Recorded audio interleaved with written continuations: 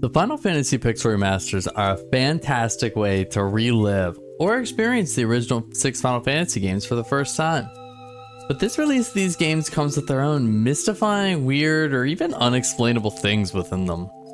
Today I'm going to talk about 5 interesting things within the Pixel Remasters, starting with a fan favorite, Final Fantasy VI. In the midpoint of the game, when Emperor Gestahl loses the will to fight, he makes you go around Vector talking to his soldiers. Afterwards, you have a banquet where you ask a bunch of questions, and based on how many soldiers you talk to and your performance at the banquet, you're rewarded various tiers of rewards. So let's take a look at that. So as you can see here, you get different rewards based on point totals. You get 1 point for talking to a guard, 5 points for defeating a guard in battle, and then you get different point totals for certain questions at the banquet. Now, I'm not going to go over how these points are totaled up at the banquet, but doing it perfectly nets you 49 points. There are 24 guards, which will get you 24 points, and 4 will ambush you for a fight, which will give you an additional 20 points. So if you add all that up, that makes 93, or the top of the scale. Now, this is where the Pixel Remaster gets weird. In the section before this, you go to the sealed cave, and depending who your active party member is, the one you're walking around as, when you enter the cutscene at the end of the sealed cave, that actually has an impact on the rewards you get. For example, so as you can see in this clip here, we're running around as Locke, and we are going to talk to 21 guards and do the 4 ambush fights, which will net us 90 points. We've only skipped 3 guards, so we'll cut it down from 93 to 90. So including the banquet, boom, we get a ward bangle. This makes sense. Now let me show you something weird. Let's do the exact same thing, but Terra being the active person when we enter that cutscene. So we're gonna go around Vector, we're gonna talk to 21 guards, the exact same 21 guards, and do the same 4 fights.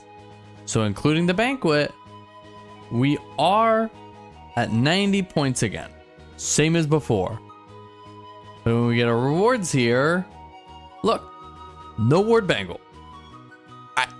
What?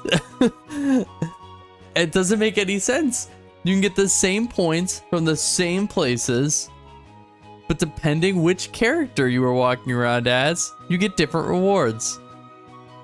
As far as I'm aware, this is the only version of the game where something like this happens, because we are still getting 90 points, but I have no idea. This is something I know many people have been looking into, and no one has any idea why it's like this on the Pixel Remaster. Alright, let's switch gears and let's talk about Final Fantasy V. So in Final Fantasy V, when you visit the town of Karnak for the first time, you get taken away as an enemy and put in jail. But before that, you're allowed to walk around the town and access the shops. Notably, the shops' items are at a heavily discounted rate before you go to jail. But if you buy anything, the screen fades out and you're taken away. Now that window does take a little bit of time to fade out, and we can still input buttons when it does. So let's think about this. What if we take an auto clicker, okay, and set it to, I don't know, some arbitrary number like 20,000 clicks a second? We'll use this flame rod as an example, and we can buy a stupid amount of flame rods at the discounted price instead of just 1 before we get taken away. Yeah, this is exploiting specifically the PC release of the Pixel Remasters, but it's a silly way to optimize and save gil. Every Final Fantasy has to have a little gil exploit, right? Alright. Let's go into Final Fantasy IV. This one baffles me a lot of the time. So there's a scripted fight towards the beginning of Final Fantasy IV where Yang fights 3 Domovoi up on Mount Hobbs before you have the Mom Bomb battle and join your party. Yang will do the same script in that fight every time. He'll use a kick, an AoE hitting all 3. He'll do a regular attack on one of them, which will kill it. And then he'll do another kick on the remaining 2. If one is still alive, he'll do another attack to kill it. But that's where things are weird. Sometimes the third one dies early, sometimes it doesn't. Why? You'd think it's damage based, right? What if I told you it's random? Let's look at some examples here. So, ignore the back one. That one's gonna die at the same time every single time. And keep in mind, the Domovoys have 37 HP. So the top one took 28 and the bottom one took 37 here. So the bottom one's slated to die. So now, we attack the back one, it dies. So now Yang will do another kick, they'll take damage. They both went over 37. The bottom one took more, notably, but they both died. Makes sense to me. So now we have another example we'll look at here. And now you also notice that one of them did take more than its health, but it stayed alive, which leads me to believe that at least there's a script in place that they all can't die immediately, or that the back one has to die before the front 2 can die. So in our first kick here, the top one took 37 and the bottom one took 21. So now the top one's slated to die. So we'll do our second kick. They both take more than 37. They both die. This still makes sense, but stick with me here. I just wanted to show you in those examples that in the first example, the bottom one took more than the top and it died. In the second example, the top took more than the bottom and it died.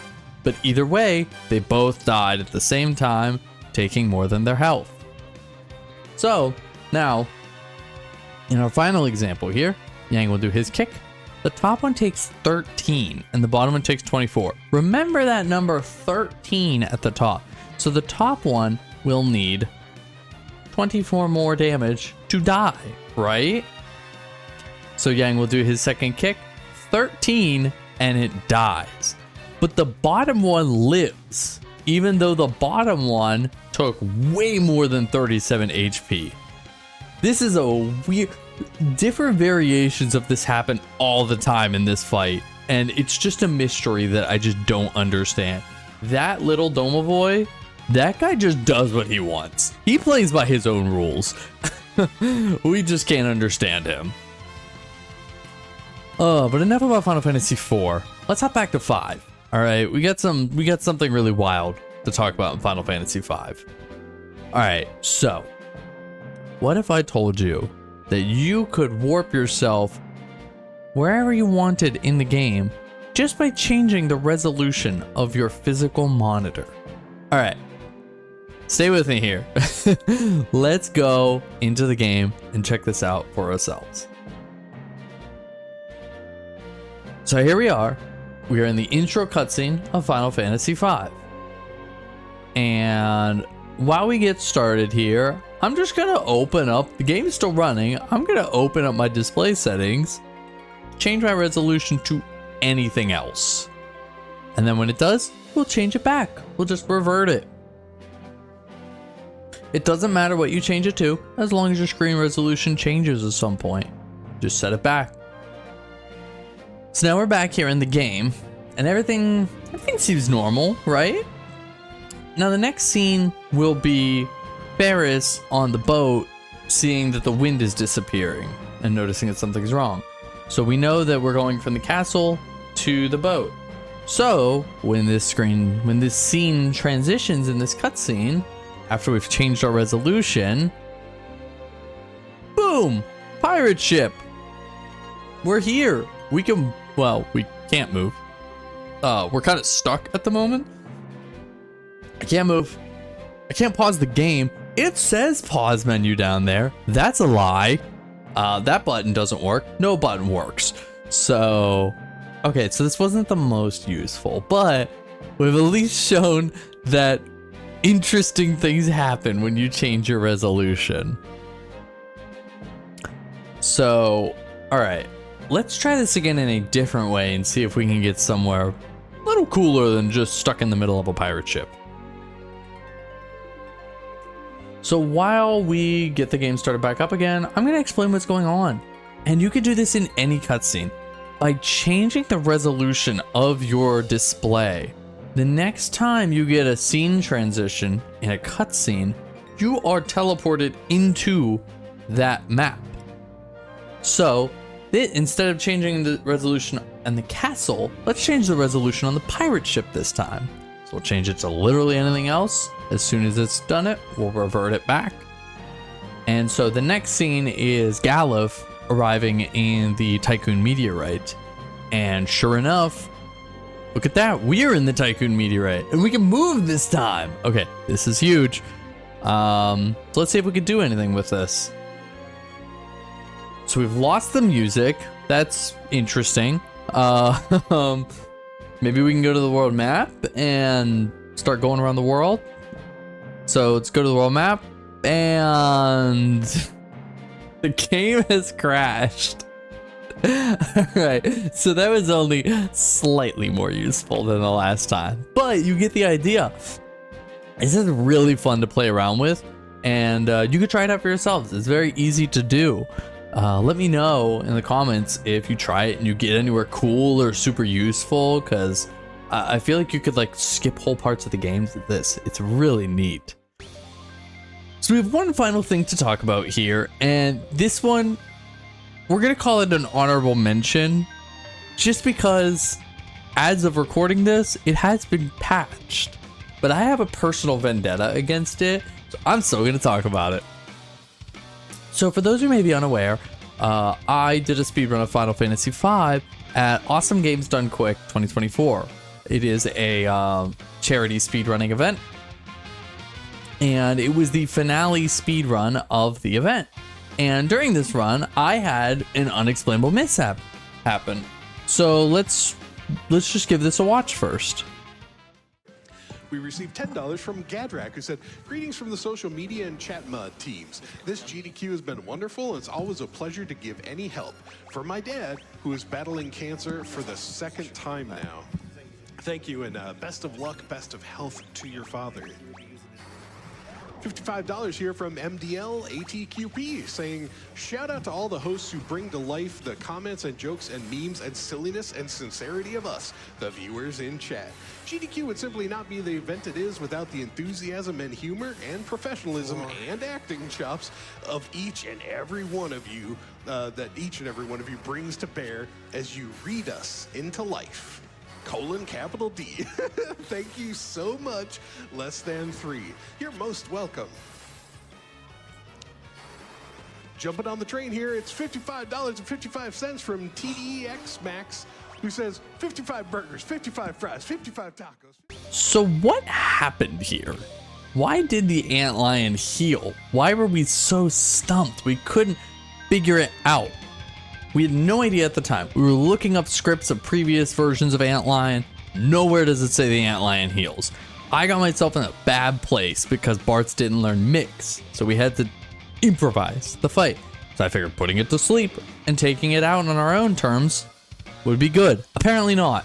So there was a bug within the game that nobody knew about, that if the antlion died while it was asleep, it would fully heal. Miraculously though, as I was going to record to show that this is a bug in the game, as of today, it doesn't happen in this version of the game. Wild. So, I like to believe that I had a hand in discovering this unbelievably niche bug, but I had to talk about it. So yeah, let me know if you run into anything wild in your playthroughs of the FF Pixel Remasters. I just thought those were super cool things, and I'd love to tell people about them and see if anybody has an answer, especially the soldiers, because that's baffling. Anyways, that's gonna be it for this video, and I will catch you all in the next one. Take care.